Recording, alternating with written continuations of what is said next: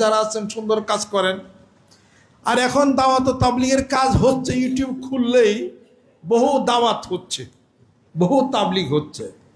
কেউ যদি সামান্য একটু ভুল করেও, যেটাকে বলা হয় সুবগাতুল লিসান, কথার ভুল, ইচ্ছাকৃত না, সেটা নিয়েও সমালোচনার মধ্যে মানুষ মেতে উঠেছে। এমনকি তাকে জঘন্য ভাষায় এই গাঞ্জা টাঞ্জা খায় এ ধরনের কথাও বলা হচ্ছে। ছোট্ট একটা কথা আমি আপনাদের সামনে উদাহরণ দিই। মেসেজ অর্থ কি? সংবাদ। মেসেঞ্জার অর্থ কি? হ্যাঁ, সংবাদ বাহক। জার্নালিস্ট অর্থ কি? সাংবাদিক। বেশ কেউ আছে না নাই? সাংবাদিক যিনি, তিনি তার নিজস্ব গতিতে বিভিন্ন সংবাদ সরবরাহ করেন। আর যিনি বাহক, নবী যিনি, তিনি তার নিজস্ব গতিতে কোনো সংবাদ বহন করেন না, তিনি আল্লাহর পক্ষ থেকে সংবাদ বহন করেন। তিনি তো সাংবাদিক না। বলে যদি কোনো বক্তা কেউ বলেও যদি থাকে, পরবর্তী ক্ষেত্রে বোঝার পরে সংশোধন যদি হয়, আরেক বক্তা, উনি অনেক বিশাল বক্তা, বিশাল মানুষ, উনি যদ্দূর পারে তাকে বলতেছে। আলেমে একজনকে ছেঁচাছেঁচি যে হচ্ছে, এগুলো কি দাওয়াত ও তাবলীগের কাজ?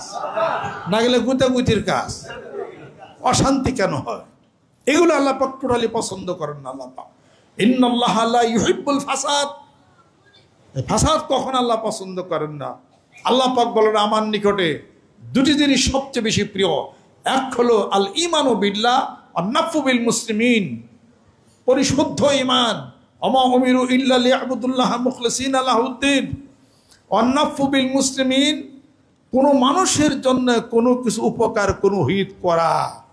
তার মানে তার মান সম্মানে আঘাত করো না, তাকে মুখের কথা দিয়ে নির্যাতন করো না, হাত দিয়ে তাকে মেরো না। লক্ষ মানুষ যাকে সম্মান শ্রদ্ধা করে, ব্যক্তিগতভাবে ফোন করে তাকে হেদায়েত তুমি তাকে করে দাও। তোমার শক্তি আছে দেখে ইউটিউবে বলো। এই ধরনের ইউটিউব মার্কা বক্তার আলাপ আলোচনা, দাওয়াত ও তাবলীগের কাজ বাদ দিয়া কাইজা ঝগড়ার মধ্যে যারা সৃষ্টি হচ্ছে, ওয়েট, অপেক্ষা করেন, কোনো একদিন বাংলাদেশে পাবলিক এদেরকে আর সম্মান করবে না।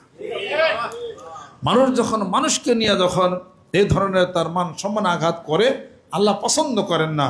সম্মান বাড়ান কে? কমান কে? রেজেক দেন কে? রেজেক কমিয়ে দেন কে? তা তুমি কে? তুমি হলে ফ্যাসাদ সৃষ্টিকারী।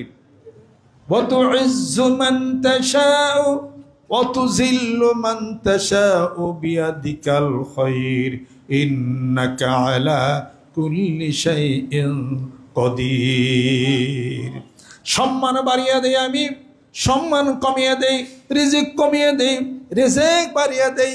নদীর এই কুল ভাঙো, ওই কুল করো, এই তো নদীর খেলা। সকালবেলা ভাঙরি নদী, গরু সন্ধ্যাবেলা। আরে ভাঙা করার মালিক তো আমি, তুমি আর কে? দাওয়াত ও তাবলীগের কাজ কি হচ্ছে না মারামারি হচ্ছে? যে যাকে যেভাবে আক্রমণ করে, এগুলো করাতে কি হবে? আল্লাহর নবী হাদিস শরীফের মধ্যে ইরশাদ করেন, তোমাদের মধ্যে সুসম্পর্ক তোমরা করো, আর যদি নিজেরা যদি বাদানুবাদে যদি লিপ্ত হয়ে যাও, আল্লাহ রব্বুল আলামিন বলেন আমি রিজিক কমিয়ে দেব, অশান্তি আমি আরো বাড়াইয়া দেব। আল্লাহ নবী সাল্লাল্লাহু আলাইহি ওয়াসাল্লাম বলেন, এই সাহাবী শোনো, আমি কি তোমাদেরকে নামাজের চেয়ে ভালো কিছু বলবো না? ইয়া রাসূলুল্লাহ বলেন। হজের চেয়ে ভালো কিছু বলবো না? বলেন। যাকাতের চেয়ে ভালো কিছু বলবো না? বলেন। তাহলে শোনো, ওয়াসলিহু যাতা বাইনিকুম, জোরে কোন সুবহানাল্লাহ। পারস্পরিক সহমর্মিতা প্রতিষ্ঠা করো। বন্ধু বন্ধুর সাথে সুসম্পর্ক রাখো, ভাই বোনের সাথে সুসম্পর্ক রাখো, বোন ভাইয়ের সাথে সুসম্পর্ক রাখো, আত্মীয়তার সাথে সুসম্পর্ক দৃঢ় করো। নামাজের চেয়ে বেশি, হজের চেয়ে বেশি, যাকাতের চেয়ে বেশি, যেরকম সুবহানাল্লাহ। কাসিম হাবিবুল করিম ব্যক্তি আল্লাহর বন্ধু। কাজ মানে কি? কাজ মানে মেলাই কিছু। আমরা তো মনে করি যে অনেক কিছু। হ্যাঁ, লেবাস, লেবাস মানে কি? লেবাস অর্থ কি? কাজ মানে কি? সহমর্মিতা অর্থ কি? এরপরে লেবাস কি? এ পোশাক একটা লেবাস, তাই না? পোশাক লেবাস না? জোরে গান, পোশাক লেবাস কিনা?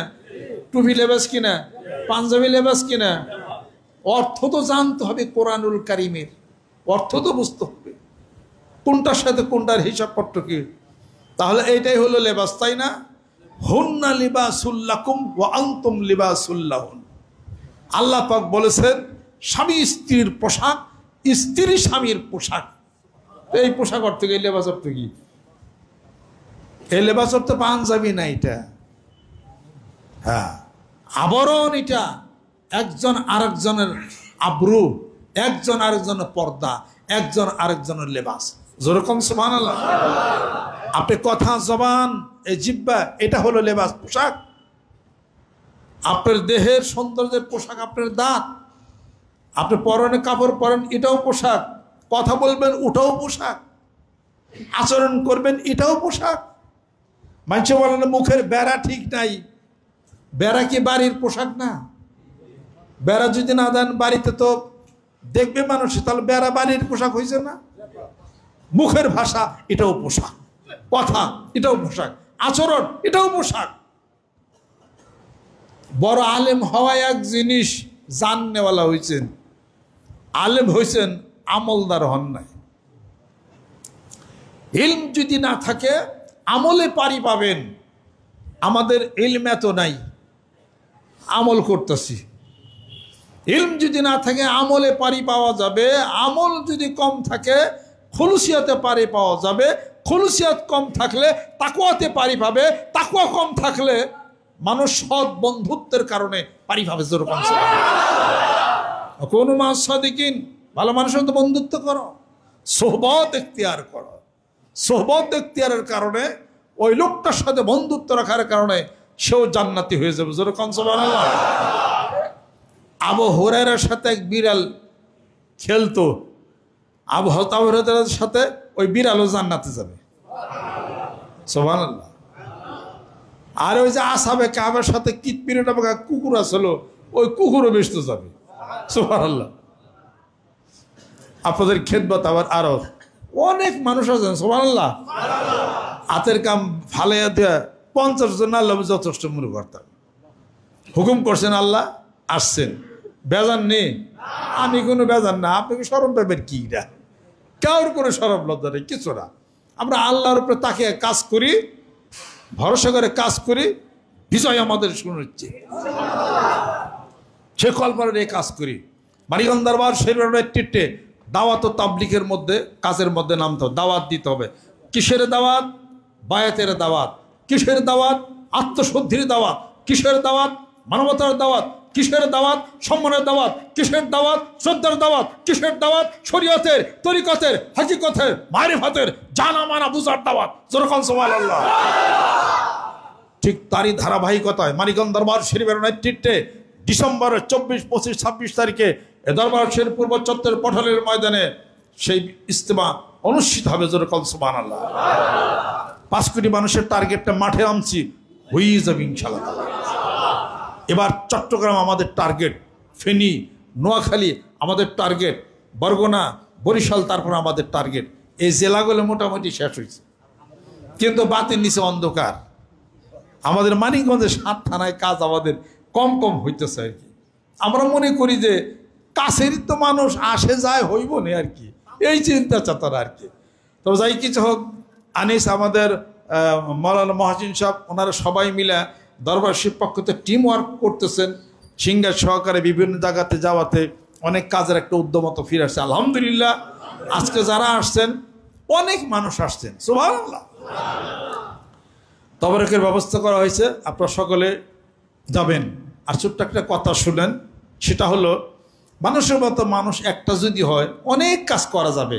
আলহামদুলিল্লাহ। আর আমের মতো আম যদি বড় একটা হয়, খাইয়ে ফুরে পারবেন না, এক আমেই পেট ভরে যাবে গা। আর কলিং বেলের মতো একটা বেল যদি হয়, শব্দ যদি হয়, তো সবাই শুনবে। এই যেখানে ঘর আসছিল, ই ঘর, এ বিল্ডিং তো ছিল না, আব্বা তখন আমরা তখন ওখানে থাকি আর কি। এখানে একটা ছোট সাপড়া ঘর ছিল, এখানে একটা মাসিক মাহফিল, তাই না? দেখছেন না? আর এখানে তো কুসুল ক্ষেত ছিল। এই কুশুল খেতে মাঝে মাঝে আমি আবার শিয়ালের ভুগ দিতাম। ওই মিষ্টি দানা কুশুল খেতে লাগাইছিলাম এই জায়গা দিয়া, আব্বা বলছে তুই কাঁঠাল তারে বেড়া দিছিলেন, তারপরেও শিয়াল খেলে খাইতো।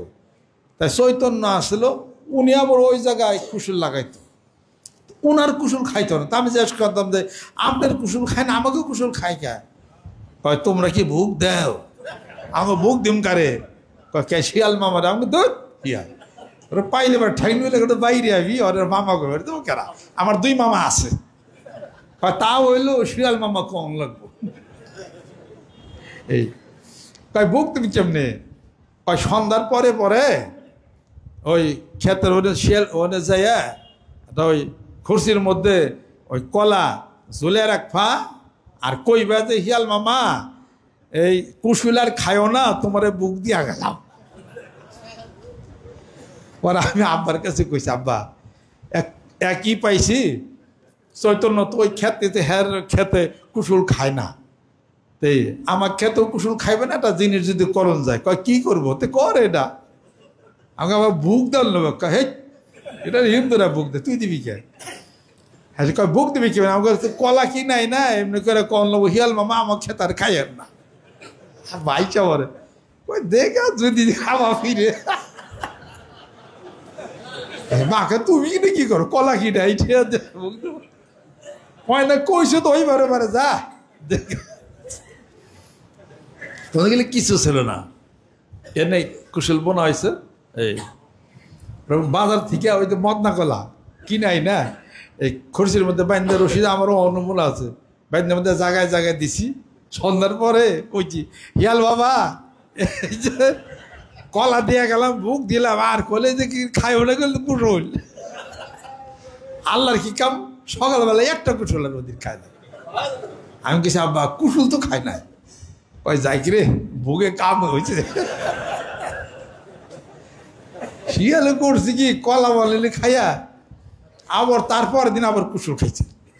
আমাকে আব্বা আজকে তো কুশল খাইয়া লাইছে, তাহলে কি করবি? আর আমি ধর আমি তো বারবার কলা কিনে হারাম না, ফিরে খাইছে আর কি। এই জায়গায় আপনারা বসে আছেন, হ্যাঁ, কলিং বেলের মতো একটা কলিং বেল হলে সব চেনা যাবে। এখানে হলো ওই বসা, এই ছাপরা ঘর, চৌকি আছে, একটা চেয়ার আছে, মাঝে মাঝে এই সাক্ষাতের জন্য এই জায়গায় মানুষজন আসে, ছাত্র আসে, কলেজের প্রফেসর আসে, বিভিন্ন লোকজন আসে। আব্বা তখন তো বায়াত করেন আর কি। পরে এমন সময় কথা বলতে বলতে আবার দেরি হয়ে জায়গা, খাবার টাইম জায়গা শেষে কইছি, তখন তুতামি আসলো, কয় তুতামি একটা কলিং বেল না এনে দিয়েছে আমার মাথার উপরে, এই দিলে পরে তাহলে ভিতরে আবার মারি করেছি, আমার যখন দেরি হয় তখন একটু কলিং বেল তুমি টিভি দিও, তাহলে আমার মন হইব, তাহলে আমি কথাবার্তা এসে খাই পারো। ঠিক আছে, কলিং বেল লাগিয়ে আব্বার ঘরে কলিং বেলের সুইচ দিছে, আর এ জায়গায় একটা কলিং বেল দিছে। তো তুতামি ইয়ে থেকে বাজার থেকে কিনছে হলো ওই যে জেলখানায় যে কলিং বেল আছে ভারী বেড়াটা, ও আর একটা কিনছে। আব্বা যেন বসে ঠিক তার মাথার উপরে কলিং বেল সেট করছে। ওটা যে তো ঝুরে বাজে এটা তার কেউ জানে না, মাও তো জানে না। এমন সময় কলেজের কয় প্রফেসর আছে, আরো কিছু গণ্যমানের লোক আসছে, ওনারা বৈশা আব্বাই সায়েন্স বিজ্ঞানের কি সমস্ত নিগুর কথা কইতেছে, আমি ওর পাশে খারিয়া বাতার দিয়ে দিতেছি। এমন সময় খাওয়ার সময় জায়গা মারেতে কইতে তুমি কলিং বেল দিও, মা যাই করছি কি কলিং বেল দিছে তো দিছে, যাইতা ধরছে একবারে ধরনে উড়াদের শব্দ, এমন শব্দ করছে না, আমি তো পাঙ্গাতে ফাল দেখেছি। প্রফেসর আছে দুজন ফাল ধরে খাচ্ছে, চোখের নিচে গেছে। আব্বা তো খারিয়া, এরা কে যাদের মতো দৌড় শুরু করছে। আব্বা কয় কি হইলো, কেমন একটা ব্যাপার, এই কলিং বেল জীবনে এরকম যে এত বেশি জোরে বাঁধলো কেন? সাহর কাকে বলছো এই কলিং বেল লাগাইছে কেন? আমাকে আব্বা আপনি না তোতামিয়ারা লাগাবার গেছেন, ডাক তোতামিয়ারে কোরআনের দোকান দিয়েছিল, আমি গেছি, তোতা ভাই আপনার ডাকে। কয় কি হয়েছে? আমাকে এত জোরে কে কলিং বেল পাচ্ছে এটা? কথাই কি রাগ হয়েছে আব্বা যে আপনার জীবনে এ কথা করে দৌড়ে ভাই, ঠিক আছে। পরের দিন সকালে তো আমি শেষে কয় যাকে আপনারা তো হয়েছে, আপনারা বসেন, খাওয়া দাওয়া করেন।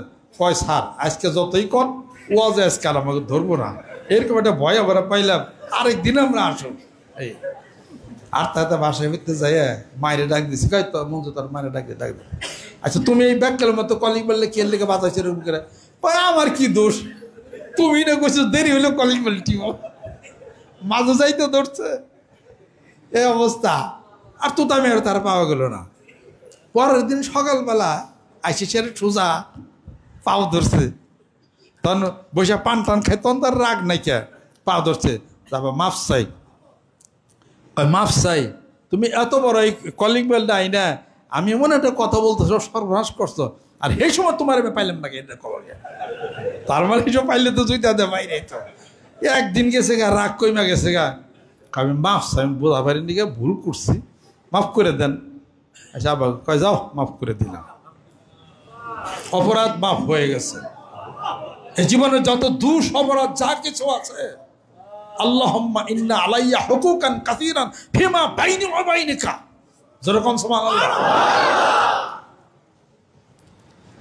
হাসরের ময়দানে বান্দা বলবে, আল্লাহ তোমার আমার সাথে অনেক দেনা পাওনার হিসাব ছিল, আমি বান্দা হিসেবে আমার যত দায় দায়িত্ব কর্তব্য সব তুমি করেছো, তুমি আমাকে খাওয়াইছো, তুমি আমাকে ফল ফলান্তি খাওয়াইছো, তুমি আমার অক্সিজেন ঠিক রাখছো, আমার আলোর ব্যবস্থা করছো, মাথার উপর সূর্য তুলে ধরছো, আর চাঁদ দিয়া জোয়ার ভাটার ব্যবস্থা তুমি করেছো। কিন্তু তার বিপরীতে আমি তোমার কিছুই করতে পারি না।